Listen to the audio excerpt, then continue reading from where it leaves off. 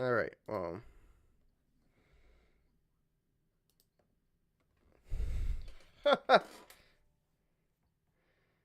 course, I know.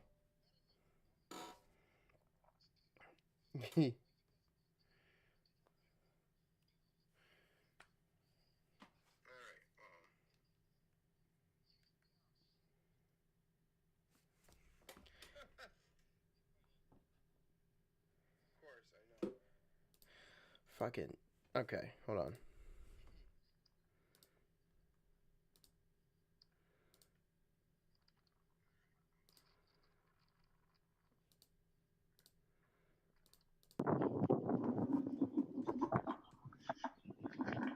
Holy fuck.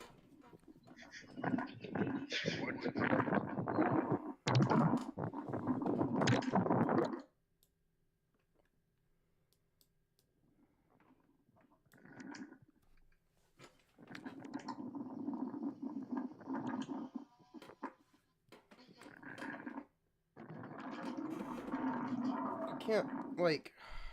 Fucking Jesus Christ.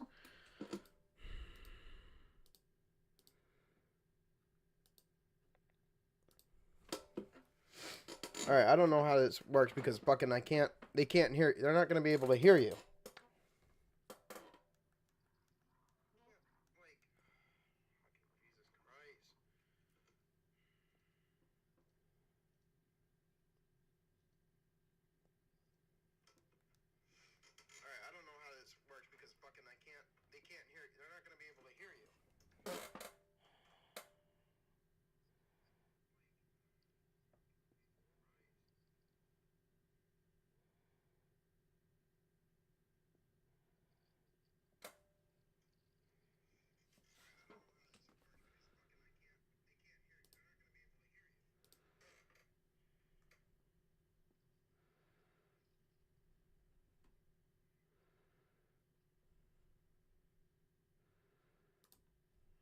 Okay, well.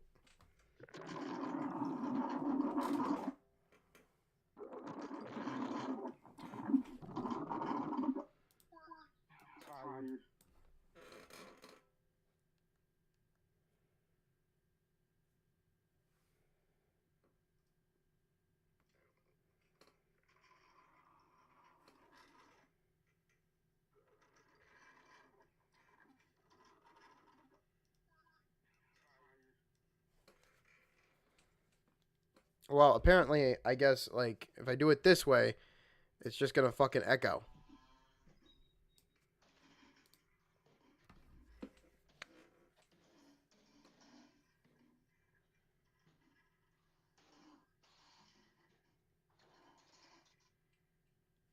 Well, apparently, I guess, like, if I do it this way, it's just gonna fucking echo.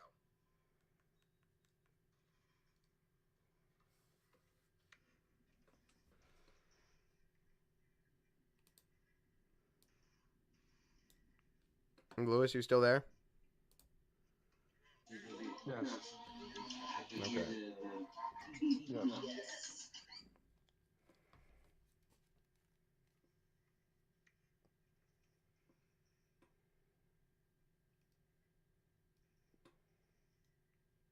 Lewis, you still there?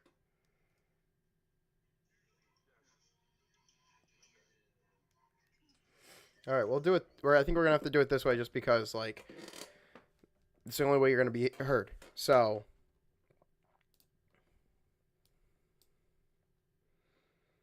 sorry about this fucking short ass. Took a long time to do it, but, ladies and gentlemen, welcome to the Wrestling Pod. We are your hosts, the Santiago Boys, and today we bring you SmackDown. Yeah, oh fuck! No, I'm talking about the minimum. Okay, well, with Backlash right around the corner on May 10th, WWE has a lot of work ahead of itself to set up the rest of the card and sell us on the feuds. Friday's show continued the build-up on the Premium Live event while also advancing some Blue Brand specific storylines. So, we're going to take a look at what happened, of course, on yesterday's episode of SmackDown in the Wells Fargo Arena, and Des Moines, Iowa. Hopefully I said it right. I don't know. Anyway. Ew. Iowa. Iowa. Ew. Damian Priest got into a scuffle backstage with Solo Sikoa and Jacob Fatu as LA Knight walked right past him and towards the ring so he could cut a motherfucking promo. Actually showed some respect to his opponent of the night too. The Archer of Infamy came out and said he had to get revenge on Drew McIntyre last week, so that's why he got involved. LA Knight still blamed him for how things went down. Things then got, of course, a little more tense as they started throwing blame around, so they agreed to have their match right there and then. A referee ran down to the ring as the show cut to a break, like he usually does. We return to the match we return to see the match in progress. Priest was in control until Knight countered Old School and hit a side suplex. This was a solid match, but if you know how these two work, then you could almost predict every spot it was about to happen. This bout felt like it followed a pattern, which wasn't a bad thing, but still kept it from feeling as competitive as it should have felt. It got better as it went, but fucking Solo had to do Solo things.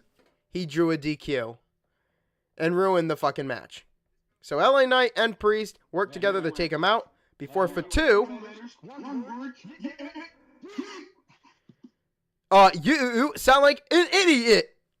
Yeah. Fatu showed up to even the odds and take out his rivals. Yes, you do. I don't give a fuck. Lewis, did you see this match? Because this was graded a B- and Solo caused a DQ to happen.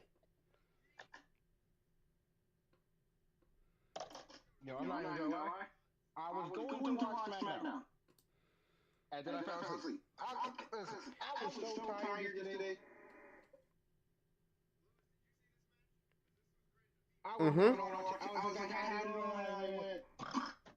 You see, kids, this is what wrestling does to you. It just makes you tired because all you want to do is watch something good. But they start off with Damian Priest and a B plus match after and what? Everybody's favorite word, DQ. That's the word of the day, apparently. You know what? That's the word of the day. Now, of course, backstage, of course, you guys didn't know, backstage, Solo and Fatu went to Nick Aldis. And, of course, Nick Aldis was like, well, since you want to play that game, I guess we can set up ourselves a triple threat match at Backlash. Be Jacob Fatu defending his title against LA Knight and Damian Priest. And Solo just had to keep running his mouth. See what I mean? See, this is what I'm predicting. I'm predicting that Solo is going to literally be the reason Jacob loses that title. Because Solo went running his mouth and said, whoa. Fuck that. They don't even win. They didn't even fucking win in a tag team match they had, I guess. Or whatever the fuck they had. Jacob Fatu said, or Solo said fucking Drew McIntyre is the number one contender. He's the top spot. Okay. Nick Aldis was like, well then, it won't be a triple threat match. We're just going to throw him into the mix. So not only is Fatu going to defend his title against LA Knight and Damian Priest, no, he's also going to defend it against Drew McIntyre as well. Jacob just gives him that look, is like, shut the fuck up, Solo.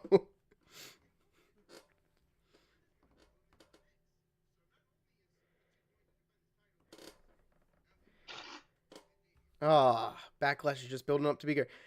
Moving on, of course, we had Pretty Deadly take on, of course, Fraxium.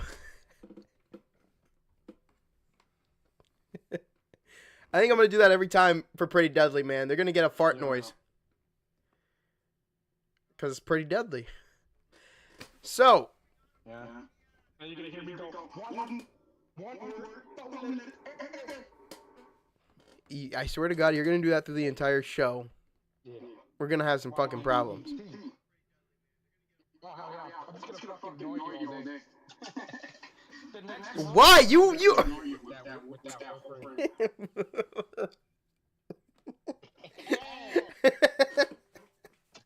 Anyway, Elton John, Prince, and Aid Kit Wilson were in action this week against, of course, the new superhero duo on SmackDown, Nathan Frazier and Axiom, Fraxium.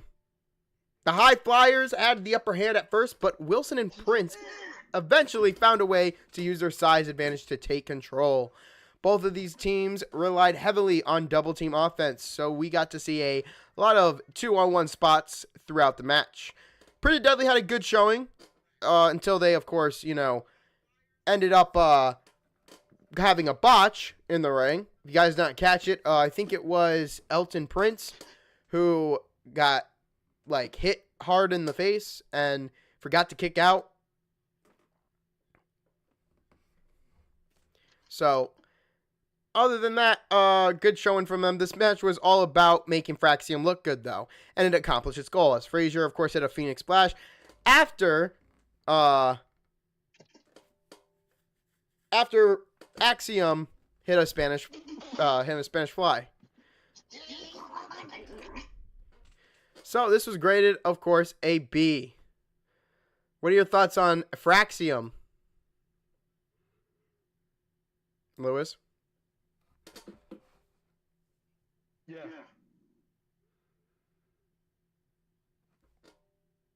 Listen. SmackDown. Please. SmackDown. Is not as good as Raw. I'm sorry. Raw so You can't hate them for trying. Why? Triple H? Why? Well, they're thinking about going back to 2 hours, so hopefully that's good. And hopefully, eventually, by the end of this year, they can fucking end up on, or actually no, they signed a multi-year deal with USA. I'd have to look that up. But they can eventually we can hope to have them be brought up on fucking Netflix and with NXT as well.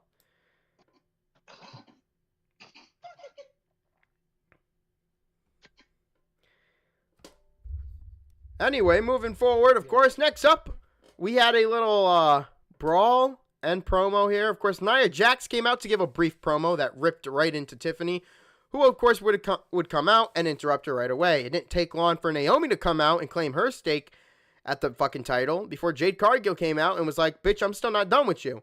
Chased after Naomi, and as they got into the ring, of course, Tiffany and Jax brawled, and so did Naomi and fucking Cargill. Nick Aldis eventually came out and booked a tag team match in doing so in Theodore Lawn fashion.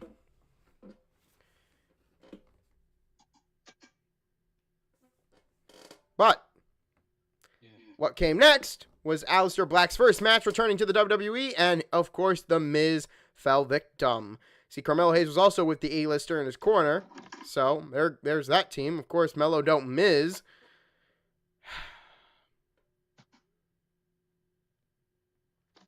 Didn't work out with Ciampa, ain't gonna work out with fucking Carmelo Hayes. Black almost ended the match right away with a spinning kick, but Miz ducked it. He tried to use a cheap trick, but Black quickly managed to counter. After the A-lister got in a couple of hits, the Dutch Destroyer began to get more aggressive. The Miz swung Black into the LED board, of course, as we went to break. He controlled the pace throughout the break. But Black began to make a comeback a couple of minutes after we returned. A lot of people probably expected Black to get an easy win for his first match, so it was a little surprising to see him have such a competitive fight against someone like The Miz.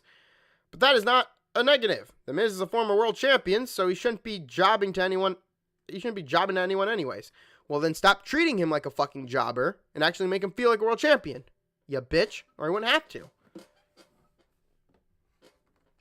The Dutch Destroyer cartwheeled out of a skull-crushing finale, only to hit a spinning knee to knock The Miz off his feet.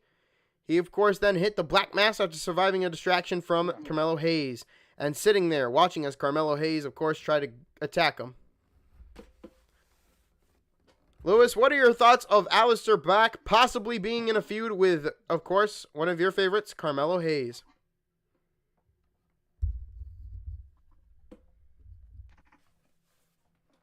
Damn. Him really about to be Aleister Black's first bit? Damn! Aleister Black hit the Black Mass is over. 2 minutes and 34 seconds. That's how long his match is gonna be. That's what happening next Saturday. Okay, so you think Aleister Black's gonna take on Carmelo at Backlash? Yeah. Okay, well, predictions. Backlash might be the Miz. It might be the Miz. Well, they just did the Miz here. Fucking Miz is fucking. I don't fucking. They just did. Because it's the fucking Miz. You're using common sense, bro. You can't use common sense. Yes, I can. This is wrestling. This ain't common sense. Yeah, wrestling is common sense. It's fucking storytelling. If there's no common sense, it's fucking.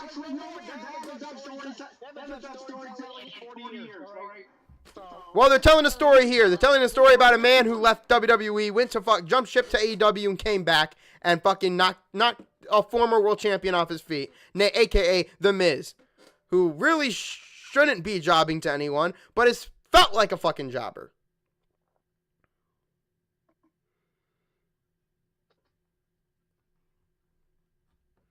Anyways, Zelina Vega took on fucking Piper Niven, aka Dewdrop.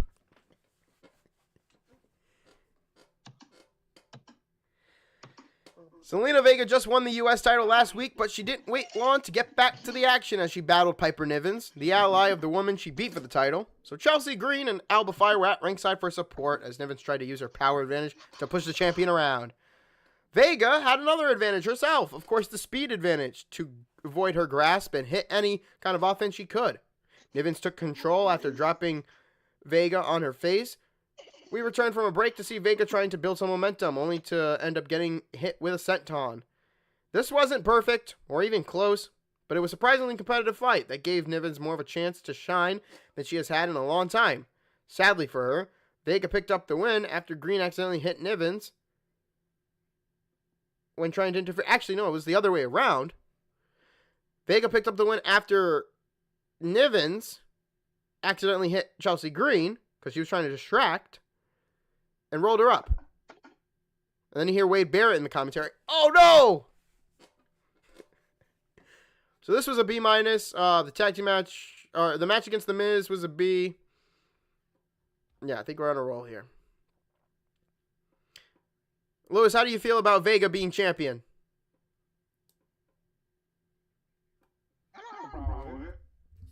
I don't either. I think it's something rightly for dessert. Yes, agreed. Agreed. And it's like taken her kind of a long time to actually get an opportunity at a championship. The last time we saw her face for a championship was back in Puerto Rico against fucking Rhea Ripley, right?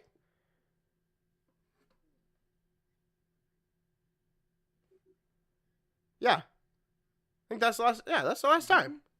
She didn't have a tag team partner, she? Yeah. She faced... Yeah. Damn. It wasn't that 2023 though? Yeah, she faced okay. Yeah, I'm not wrong. Oh yeah, okay. Oh shit. Okay. Next. Pull this a bit down. Okay. Next, Rey Fenix took on Santos Escobar. But first, Randy Orton came out to talk to the crowd, which I knew was going to happen. You're going to have Randy promo here. Talked to the crowd about his feud with John Cena. He ranted for a long time about what a fake Cena is and promised not to let Cena retire with the title. The promo went uninterrupted, and the Viper said Cena is just the latest legend he's going to put down. And he's going to punt him in his Lego-shaped head.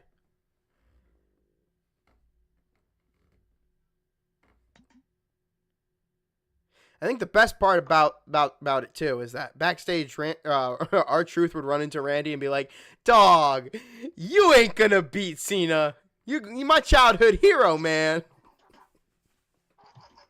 He's gonna beat you at Backlash." R-Truth is just like, "Hey, I'm putting it out there. It's a spoiler."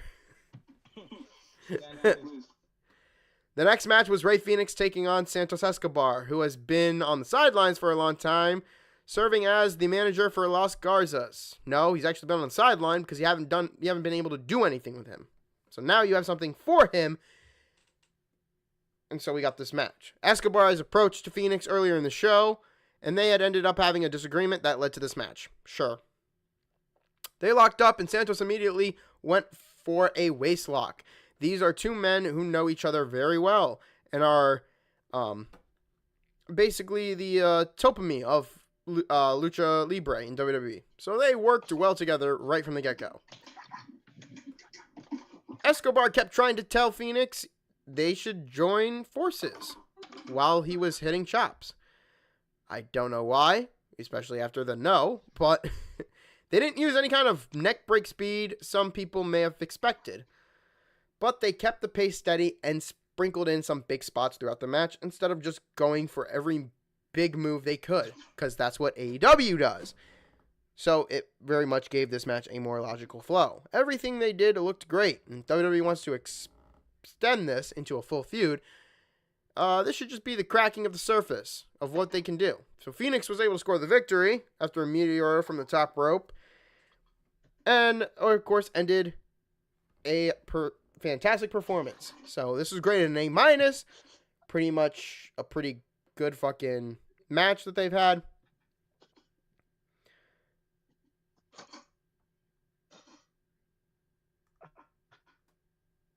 Orton probably referencing the PG era in a promo feels weird, but whatever. Lewis, how do you feel about Rey Fenix? And if you caught Randy's promo, what did you like about Randy's promo?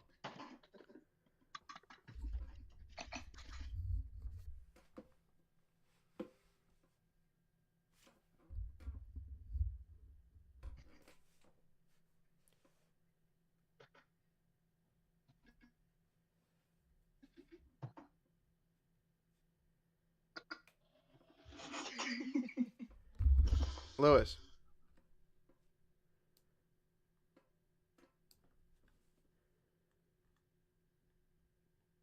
Lewis? You hear me?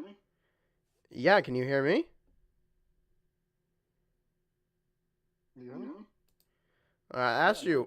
Okay, I asked you what do you think about Rey Fenix, and what did you think about Randy's promo if you caught it?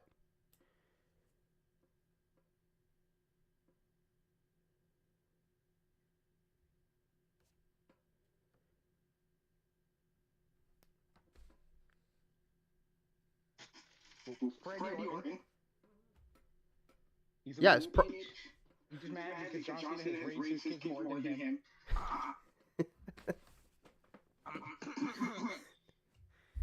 Like Cena said, he doesn't have kids because he's been racing everybody else for 20 years. Fucking facts. Okay. 2. Rey Fenix should be contending for you.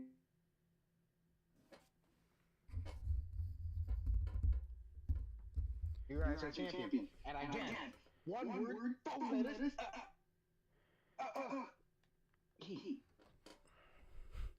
There you go.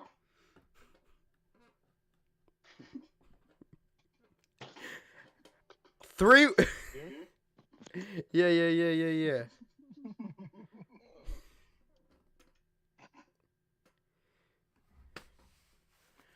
2 letters, 4 letters, 8 letters, 3 words. Go fuck yourself.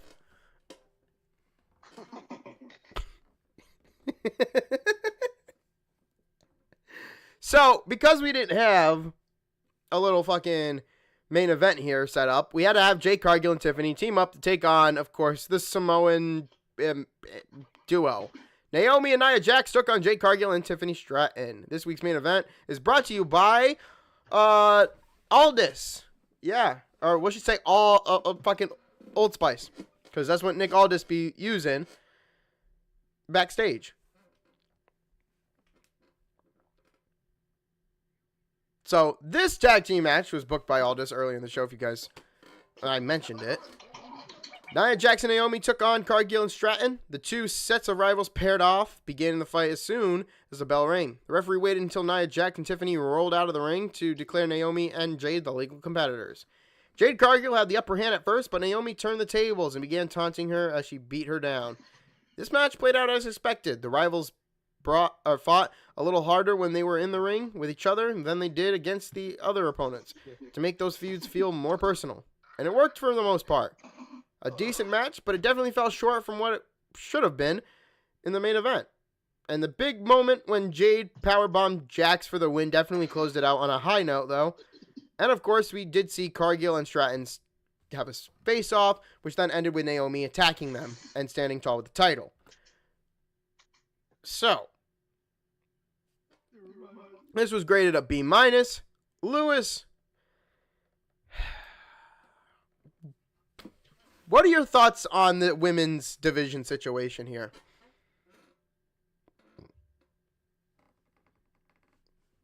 Naomi, Jade, Tiffany, and we can honestly fucking forget Nia Jax.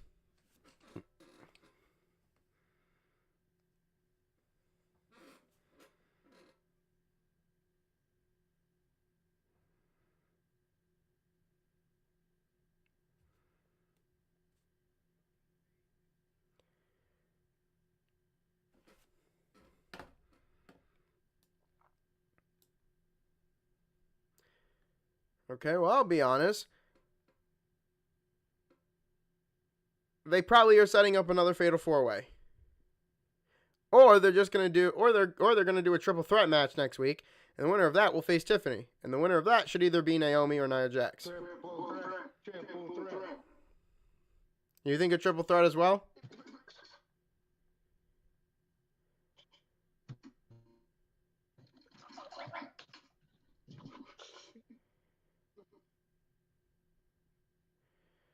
Well, I hope they do a triple threat. It's graded a B-. But the final word, of course, of this show, to cap us off, this week's episode of SmackDown was a pretty average episode of SmackDown overall.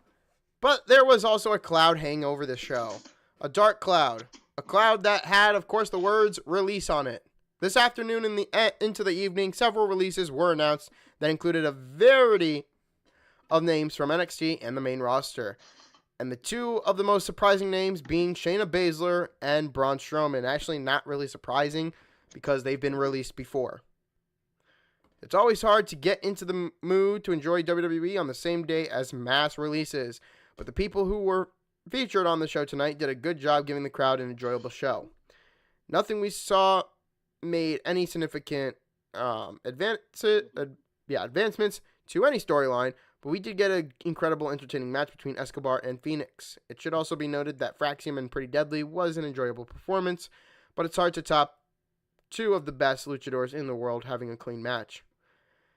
Having Black on SmackDown is going to be interesting moving forward. His feud with The Miz is not going to last long, so it will be fun to see if he pursues a title right away or if WWE has something else in mind. Of course, something else in mind being Carmelo Hayes. Therefore, this show graded a B. Lewis, what did you think about SmackDown overall?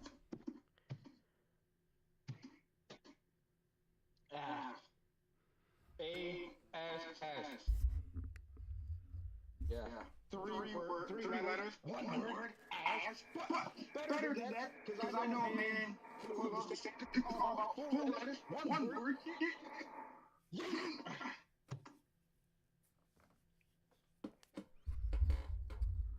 Just wait until the stream's over. I'm going to kill you, dude.